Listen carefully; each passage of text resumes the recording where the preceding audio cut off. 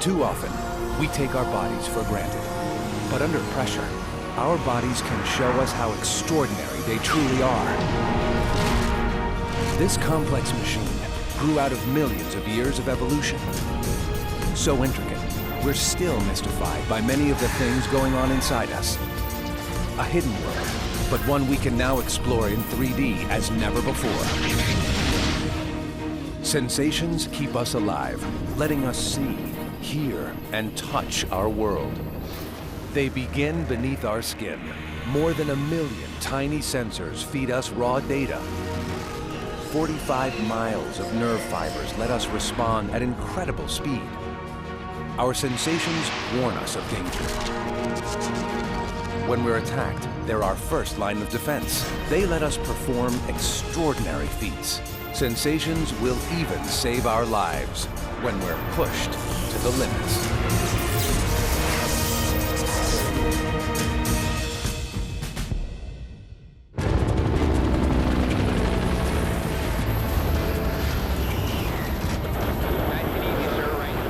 In the teeth of a storm, a pilot guides a 7-ton machine with unerring precision. Achieving this tests the body's sensory system to the extreme. Caught on camera by the Coast Guard, 2 boys face certain death. Just off the Oregon coast, fierce currents have stranded them, and the tide is rising. We were out maybe quarter, half a mile, something like that. And we swam for like about an hour trying to get to a rock. I was just getting exhausted. And I just thought I was gonna die, and I thought I was gonna drown. Couldn't believe it.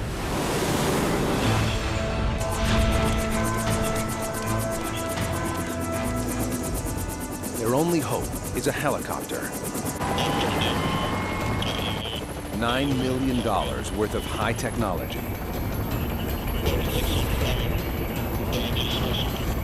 But with winds battering the chopper, what matters more to the boys is a mechanism far more complex than any helicopter. 500,000 microsensors linked to one of the most sophisticated communication systems on the planet. You'll find it beneath your skin. We're equipped with a forest of amazing devices, including touch receptors, sensitive enough to feel a single beat of a fly's wing. Pilot Matt Gingrich needs all his sensors on full alert to save the boys. We had about 30-knot winds, the rocks around us. It's nerve-wracking, very nerve-wracking. Each square inch of Matt's hands holds 600 touch sensors. Some, near the surface, record the lightest of contacts. Others lie deeper and measure harder sustained pressure. Through a web of nerves, they fire signals to Matt's brain. In fractions of a second, the brain signals motor nerves, triggering precise movement of his hands on the controls. 4,000 nerves direct each hand as he holds the chopper steady above the rocks.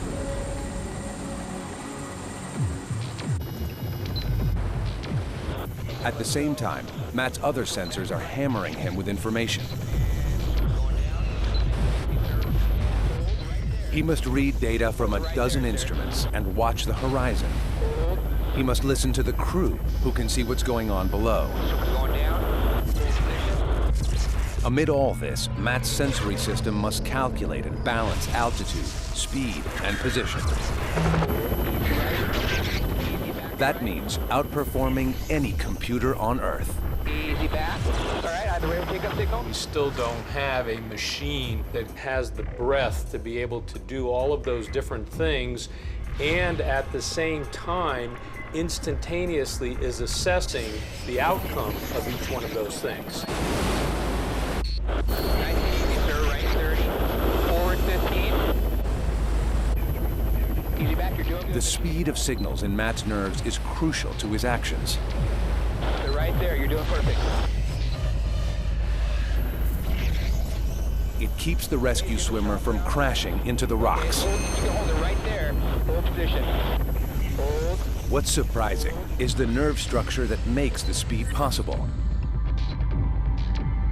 Our nerves are bundles of thin cells, some more than 3 feet long, carrying electrical signals to and from the brain. As insulation protects electrical wiring, a sleeve of fat surrounds key nerves. And it's this fat layer that keeps signals from interfering with one another, so they can rocket around Matt's nervous system at over 250 miles per hour. Easy back and left, very easy back and left. We don't want to get the swing. You're going left. With the rescue swimmer dangling close to the rocks, this is the trickiest part of the operation. Matt's nerves work so fast and his touch is so precise that he can make tiny adjustments without thinking. He's acting on instinct, depending on sensations working faster than we could think. It's something we all do, every day. It lets us make music, create art, and save lives. Okay, swimmer and survivor are below the aircraft. Hold. You're doing good, Mr. Davis. You're doing good. They risked their life to save mine, and we all got out of there safe, and if it wasn't for them, I probably wouldn't be alive right now.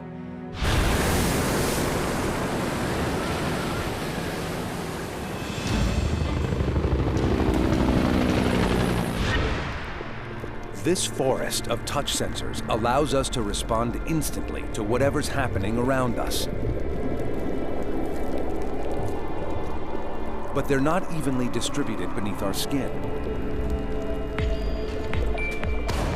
Our hands have 100 times as many sensors per square inch as the back of our legs. They're placed where we need them most. If size went by sensitivity to touch, our bodies would look something like this. Tongues and lips twice as big. The same with hands, fingers, and feet. Other senses have different patterns.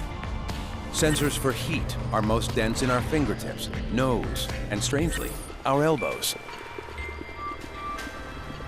They play a critical role.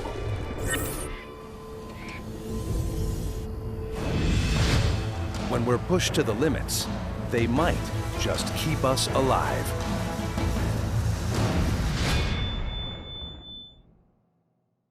All over the human body, every second of every day, nerves carry sensations to our brains. Even when we don't realize it, these signals control how our bodies function. When it gets hot, sensors and nerves work together to keep us alive. The deep Australian desert can reach 130 degrees. It's no place to get stranded. But that's what happened to Matthew McGough and his daughter Shannon, more than 100 miles from the nearest town. It's so hot here that a cut of beef left outdoors would roast in less than 4 hours. Yet Matthew and Shannon are still alive 8 days later. Moments after their pickup truck breaks down, their bodies go into action to hold their core temperature at about 98.6 degrees. It's all thanks to hundreds of thousands of tiny heat sensors and the cooling system they trigger. When our skin heats up beyond 93 degrees, sensors signal our brain. Its central thermostat uses other nerves to start the cooling process. 1 hour later, both of them are sweating profusely. There's no more efficient way to cool the body. Beneath our skin lie over 1 million tiny sweat glands. When we heat up, our blood vessels dilate, bringing blood and heat to the skin surface more quickly. The sweat glands extract water from the blood and release it into the open. As it evaporates, it cools us. Under ordinary conditions, we produce about 2 pints of sweat a day. But in extremes, we pump out a lot more. This guy's churning out heat as he runs, and what's more, the room temperature is being increased at the same time. The amount of sweat you're producing, but more importantly evaporating, is just enabling you to release the amount of heat and lose the amount of heat from the body that you're producing through exercise. We're seeing no increase now in the sweat production, which suggests to us that you're sweating at about your maximum rate. The man's near the sweat limit, 4 pints an hour. But the water has to come from somewhere. The human body is 75% water. To survive, our vital organs need their share of that fluid. Normally, we have enough to spare for the cooling system, provided we keep the body filled up. After 4 days in the Australian desert, Matthew and Shannon have run out of water. Losing as little as 3% of the body's water can cause cramps, headaches, and disorientation.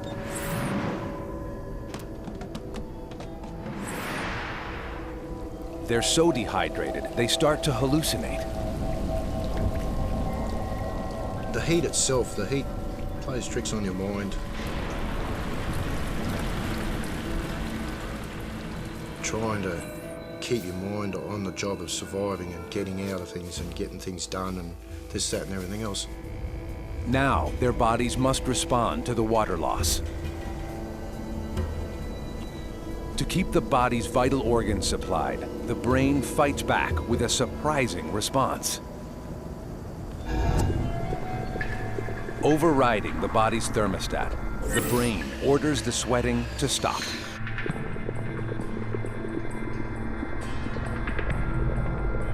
The sweat glands drain dry. Next, nerves signal other parts of the body to suck water back into the heart, lungs, and kidneys. The blood thickens and coagulates. Water is absorbed from the large intestine, causing constipation. Even the eyes dry out.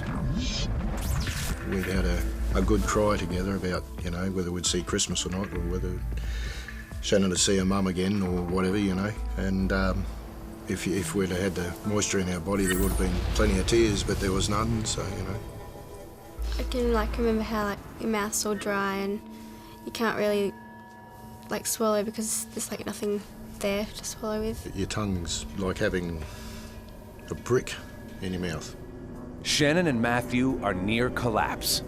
But instead of cooking in the heat, the network of sensors beneath their skin has kept them alive for over a week. They survived because their bodies balanced the need for water and the need to keep cool. Their brains even trigger one final instinct. They just managed to dig in, insulating their bodies from the searing desert. It's enough to save their lives.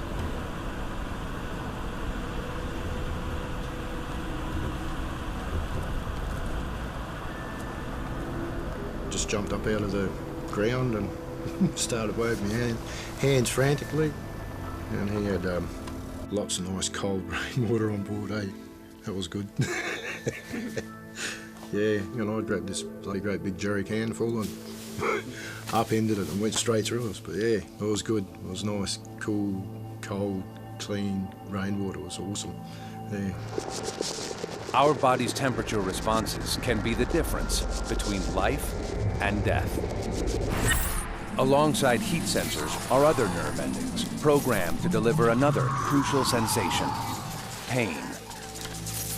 Pain signals us to slow down. Each of us responds differently to that message. Most of us would rather do without it. But believe it or not, pain keeps you alive.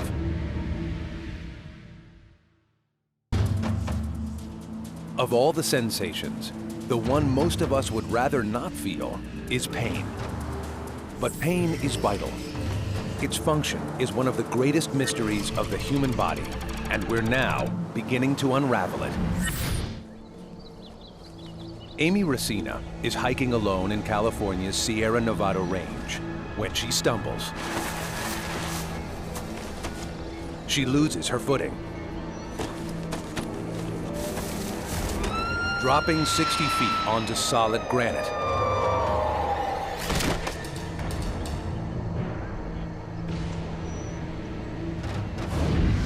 The fall fractures her right foot and shin bone. Her right knee disintegrates, exploding into 4 pieces.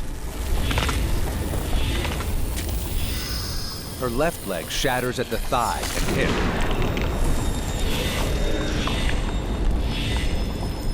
Instantly, Amy's nervous system is on the case, firing pain signals from ripped skin and wrecked bones.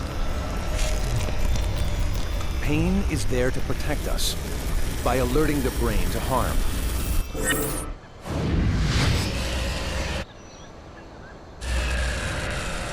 Any injury triggers chemical reactions within pain sensors. They fire electrical signals into the nervous system that travel to the brain. Pain nerves work more slowly than others. Signals that convey dull throbbing pain operate so slowly that we sense the delay between an injury happening and the pain it triggers. This delay gives us precious moments to escape the cause of the pain before the full effect overwhelms us. In the brain, pain works differently from other sensations. Other senses are processed in specific areas. Sight, hearing, touch. But if you could show pain, it would look something like this. It's processed in many different parts of the brain, and the areas activated differ from one person to the next. Pain's a perception. It's in the brain. It's the brain's interpretation of an injury. That's the reason why it's so different among different people. The analogy that I like to draw that maybe makes it a little clearer is 2 people looking at a painting. One person says it's beautiful. They're willing to spend $20 million to buy it.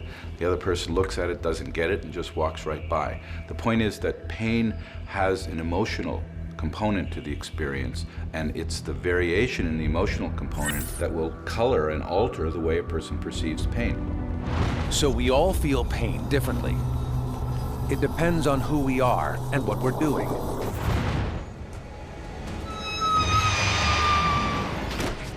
As she wakes up from her fall, Amy Racina expects to be in agony. But in extremes, our nervous system can perform an amazing trick. I looked down at my legs. There was a huge gaping hole where there used to be a right knee. I couldn't so much as move either leg. But surprisingly, there was no pain. The damage registers, but not the discomfort.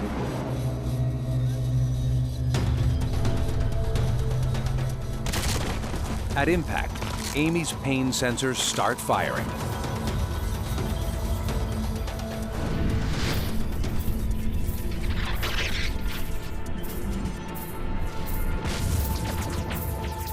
They don't run straight to the brain. They go via the spinal cord. As they enter the vertebra, they pass through a gate. Buried in tissue with the consistency of jelly is the meeting of 2 nerves, known as a synapse. Jumping a tiny gap, the signal passes from nerve to nerve and on up the spinal column toward the brain. These junctions have a special property. They can be turned off. It gives the brain amazing power. To suppress pain, the brain orders the release of endorphins. They flow down to the junctions in the spinal cord, where they smother the synapse, stopping the pain signals from jumping across. The result? No sense of pain. These natural painkillers are stronger than morphine. And whenever the pressure is on, the brain can unleash their power. Soldiers who've been shot in battlefield, and they don't report immediate pain, even though there's clearly a bullet wound. There's bullets flying over their head, their life's in danger. The brain is appraising the situation and saying, now is not the time to experience pain. Amy's brain knew that feeling pain wouldn't help her. Blocking it might give her precious time to act. first thing that I did was to treat the more obvious injuries. The first danger was that I would simply bleed to death from the open wound that was my right knee. So I poured antibiotic ointment, or actually hydrogen peroxide, on my knee and bandaged it up, tying it as tightly as I dared because I had to stop the bleeding. Amy has fallen far from any help. To have a hope of rescue, she needs to get herself off the mountain and closer to a trail. But as she crawls, pain begins to creep in. I remember one time in particular when I was working my way over and around a pool of water, and I shifted my hip, and the pain was so bad I thought, I'm going to pass out. But my mind was still in control, and I knew if I passed out at that point, I would shortly drown. So my mind remembers that there was quite a bit of pain, but it never took control of my body. Battered, bleeding, Amy crawls for 2 days. Throughout, she keeps her mind off the pain thanks to the endorphins unleashed by her nervous system. When rescuers do find her, Amy relaxes. The endorphins stop, and pain floods her body. The moment at which I truly felt the pain was when I was loaded into the stretcher. It was absolutely excruciating. It was the kind of mind-numbing, screaming, horrible pain where I had no ability to focus on anything but how bad it was. Had she been feeling this way all along, Amy never would have made it down the mountain. But by blocking pain, her nervous system helped her survive.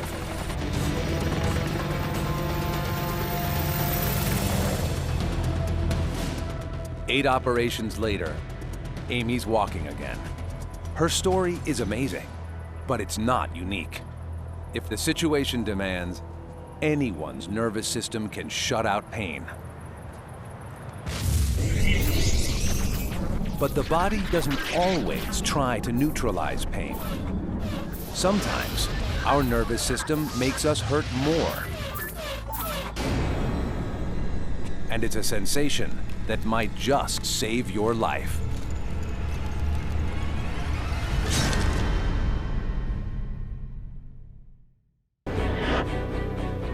The sensation of pain is often the only way we'll know that our body's damaged. Pain serves as our central alarm system.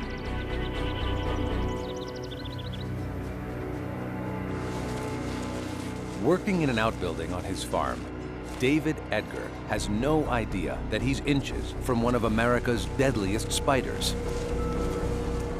the brown recluse. These tiny spiders attack humans only rarely. But today, David is unlucky.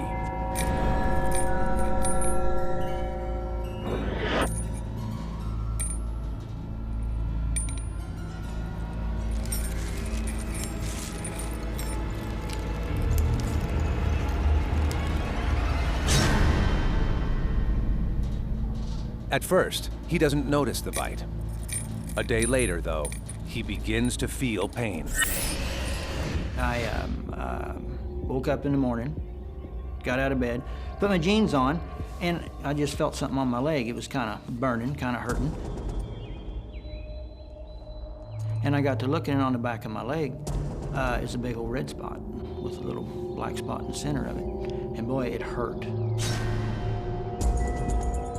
Over the weekend, I was miserable. I couldn't sleep. It was just constant burning pain. But David's pain wasn't from the spider bite. It was his body working to save his life. Whenever our skin is broken, whether it's a spider bite or just a simple cut, the body fights back quickly. First, it sends enforcer patrols of white blood cells to clean the wound. Then, the surrounding tissue swells, irritating nerve endings. The area becomes inflamed and painful. Here, The injury itself has not created the pain. It's the body's reaction to it. And it happens for a good reason. The pain of inflammation is another way our nervous system defends us. It's a safety perimeter, the bodily version of the tape police officers put up after an accident. The tape warns drivers to stay clear. The pain we get from inflammation warns us to protect the area or do something about it. And if you ignore a brown recluse's spider bite, the result can be a nasty surprise. An ugly, ulcerated wound, even gangrene. For David Edgar, his nervous system's response warned him about the bite just in time to get treatment. Whether it's the immediate pain of broken bones or the delayed pain of inflammation, it's there for the same reason, to protect the human body. Pain is one of the most fundamental, primal experiences that we have. Without pain, we wouldn't survive as a human species. It's so bad because it's so good. The surprise is that pain sensors are working for us all the time, without us knowing. They make us shift in our chairs while sitting, toss and turn at night. They're why, when walking, we instinctively land on different parts of our feet. Subtle pain signals constantly alert the body to make adjustments. Otherwise, we'd stress bones and blister skin. Pain can be terrible, but living without the sensation is even worse. Tell me if you feel that vibrating. Feel it? Honestly, no. Carol Sachs is one of 21 million Americans with diabetes, You feel that? a disease that leaves too much sugar in the blood. What about here? Feel it here? Barely. Excess blood sugar can damage nerves, leaving parts of the body unable to sense touch, temperature, or discomfort. Nothing. No. If you can't see an injury or feel it, you won't know you need to treat it. If your sensation isn't good, what you need to do is always check your feet. Anyone without nerves to transmit the sensation of pain must be extra careful. The smallest wound could become infected, with inflammation spiraling out of control before the patient realizes it. The nervous system is essential to who we are.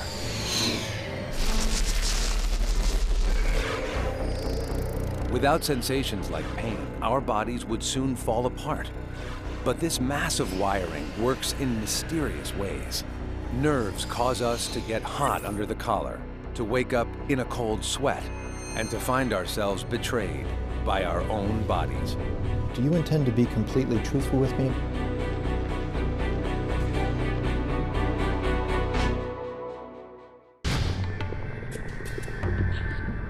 Sensations tell us about the world around us. But under certain circumstances, it can work the other way around. Our nerves tell the world about what's going on inside us. It might be the cheeks flushing with embarrassment, or a voice choking with emotion. Our physical reactions can reveal what we truly feel.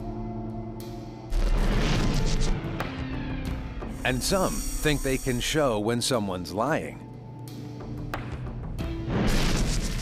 Typically, when a person tells a lie, they begin to sweat.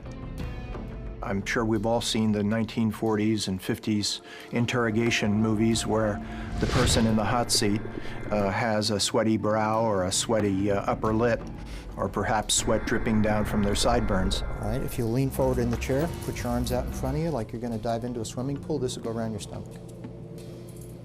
Jack Tremarco uses physical sensations to probe for truth. His primary tool? The lie detector, or polygraph. And this cuff is just like the one that the doctor... Polygraph works very similar to any other biofeedback instrument. It simply records deviations from a person's physiological norm, such as someone's blood pressure going up and then coming back down, or perhaps a decrease or an increase in pulse rate, or sweat gland activity. Are you sometimes known as Bobby? Yes. A polygraph examiner knows what to look for when questioning someone. Do you intend to be completely truthful with me? Yes. Any deviation from normal could signal deception. Our body can give us away. And are you sure that I won't try to trick you on this test? Yes. We may think we're being cool, but when we're stressed, our network of nerves starts to prepare our body for action, as if it's under attack. It's a response that harks back to our ancient ancestors. Fight or flight. It starts by triggering your stress hormone, adrenaline. Your heart rate increases to pump more blood to your muscles, as if you were about to go into battle. Your breathing deepens as vital oxygen reaches your muscles. And you begin to sweat. The body cools so that you won't overheat when rushed into action. The brain won't let us stop this survival strategy. These basic nervous functions are automatic. That's why a polygraph can often uncover a liar. But some nervous functions we can control. And that opens up possibilities which could help revolutionize medicine. How are you doing, Steve? Ashley Goodman isn't your everyday dentist. Today, because you He uses hypnosis to control pain. Now, what I'm going to want you to do is be able to form a mental picture. Today, he'll be drilling out a tooth to replace a crown with no anesthetic or drugs whatsoever. Oh, it's so comforting. Pain is perception. Reality is perception. So what we can do is alter their perception of reality. Deeper. As the hypnosis begins, Dr. Goodman completely changes Steve Fine's perception of his world. I want you to notice wave upon wave of relaxation with each breath you take. Letting out the breath, the tensions of the day down still deeper. The most comfortable, secure, For Steve, things are about to get very weird.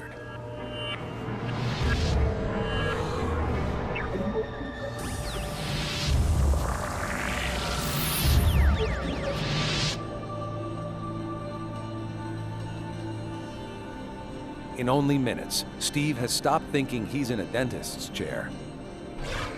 Isn't necessary for your mind to stay here. Your body will need to stay here and be treated, but your mind can go wherever you'd like.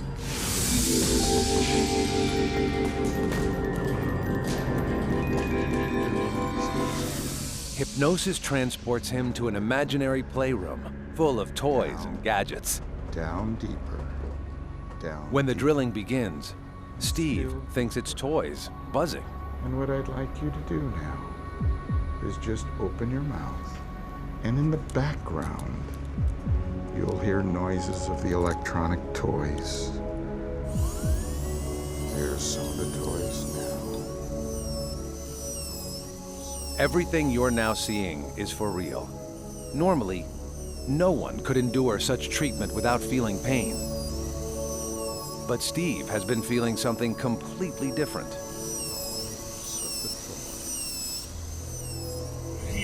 The theory is that hypnosis acts on the brain's emotional response to discomfort. Brain activity can change temporarily, so we process pain signals as if they were a different emotion.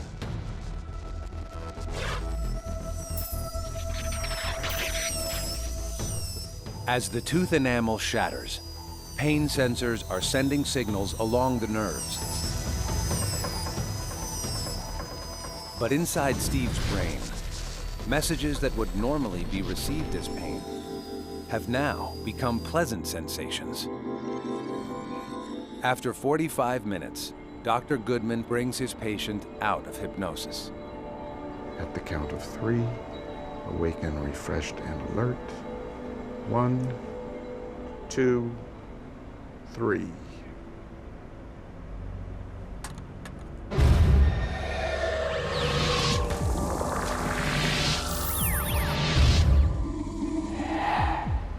How did you feel? Fine. Good. We're all finished. The hypnosis is a success. It completely fools Steve's nervous system. I remember, laying back in the chair and then just kind of feeling some slight sensation, and other than that, everything was fine. It was just nice, very relaxed feeling. The effect lingers. Steve's mind will continue to interpret the pain as pleasurable until the tooth heals. Hypnosis shows that the mind can be as powerful as any anesthetic. But science is catching up with this centuries-old technique, even teaching us how to bend our nervous systems to our will.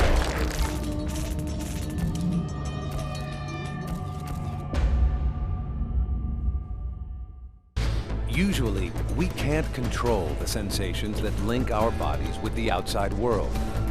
But science may be about to change that. 9 years ago, while shooting a commercial, Laura Tibbetts fell from a horse. She recovered, but she still suffers from chronic pain in her shoulder. I've had 2 surgeries, done tons of physical therapy, tried acupuncture, done massage therapy. It becomes a full-time job just trying to manage your pain when all you really want to do is move on and go back to your life. Laura is still looking for ways to overcome pain that never goes away. Now, she may be able to take control of her own sensation. The Shaolin monks of China are famous for fighting skills and acrobatics, but above all, for their ability to somehow manage their senses.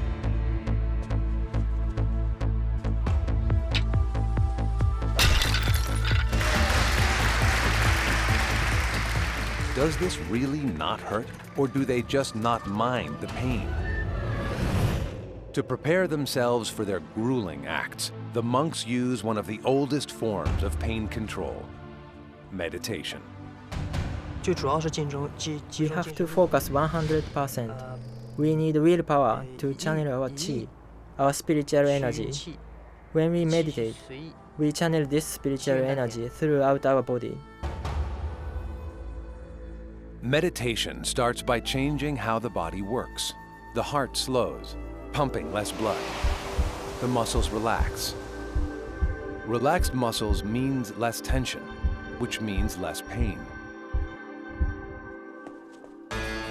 But the strangest effect occurs in the brain.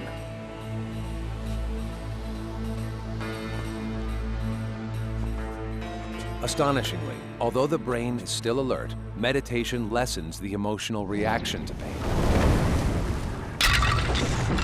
It's like turning down the volume. So when pain sensations hit, they have little effect. That's how the monks can tolerate what for anyone else would be extraordinary pain. Now, technology could help Laura achieve these same results as she thinks away her pain. An advanced MRI scanner shows what sensations look like deep within the brain.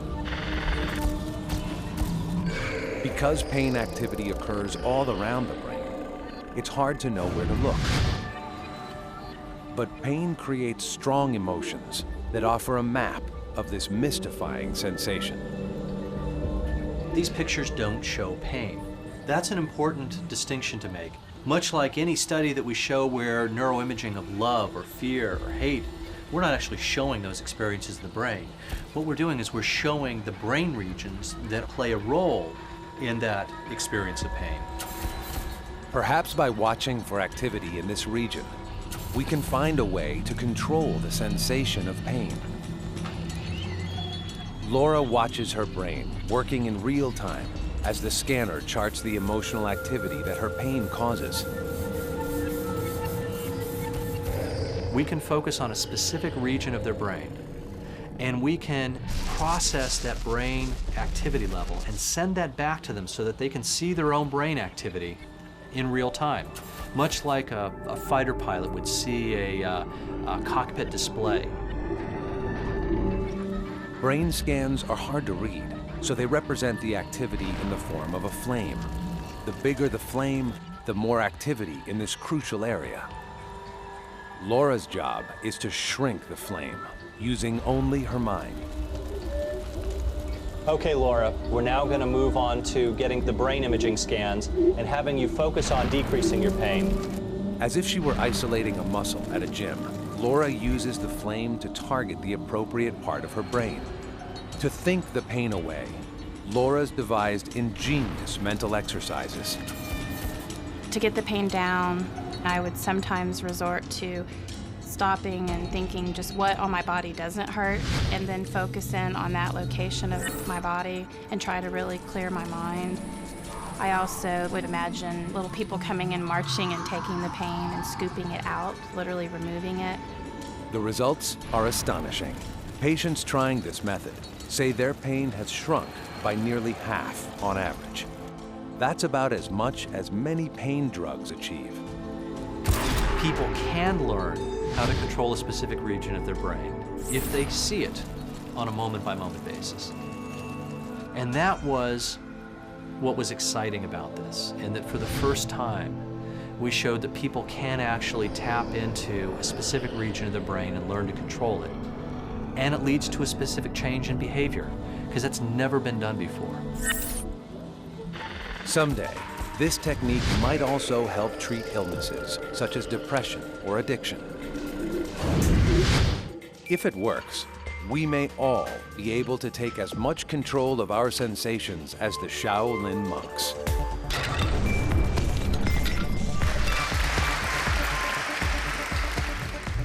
The human body is quite literally a bundle of nerves. They transmit sensations that keep our bodies in harmony. They give us pleasure and alert us with pain, always at the ready to trigger our bodies into action. We're still learning the true potential of our senses. The further we can push their limits, the greater the superhero within all of us, the human body.